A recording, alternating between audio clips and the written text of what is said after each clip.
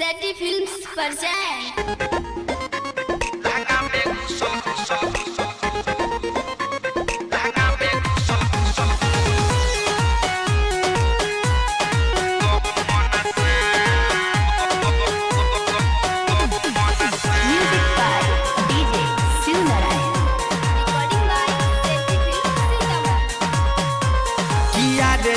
बाप रे हे बा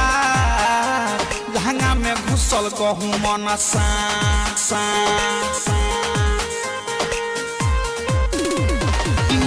याद बाप रे हे बा लहंगा में घुसल गहू मन सा लहगटा डर देह करे थर थर एकरा देखिए के भइल बाटे माथा खड़ा किया रे बाप रे हे बा लहंगा में घुसल गहू मन सा किया रे बाप रे हे बा लहंगा में घुसल गहू मन सा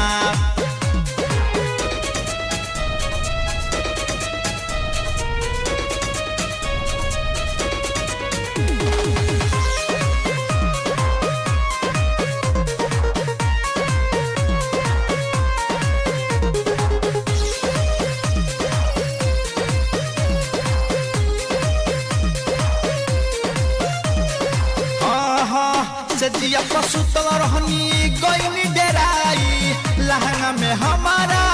गइल समाई सखी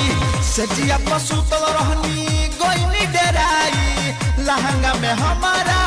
गइल समाई मोटे लह में बरका रहे देखिए के भगनी जहे तहे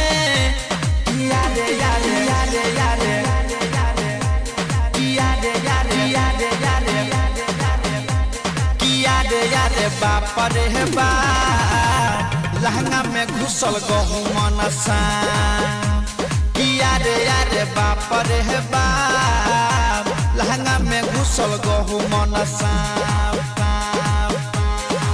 लहगटा डर देह करे थर थर एकरा देखिए के भइल बाटे माथा खराब किया रे बाप रे बा लहंगा में घुसल गहू मन सा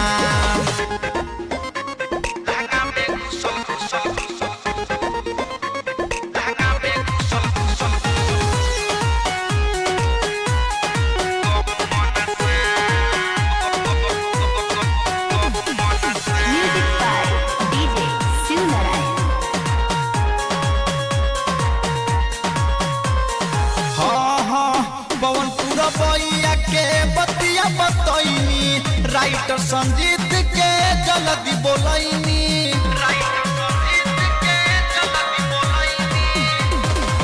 पवनपुर बइया के बतिया बतैनी राइटर संजीत के जल्दी बोलैनी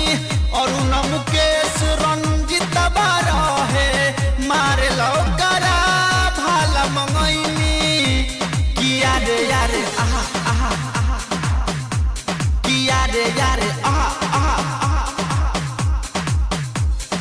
यारे यारे बाप रे बा लहंगा में घुसल गहू मन सा किया रे बाप रे बा लहंगा में घुसल गहू मन सा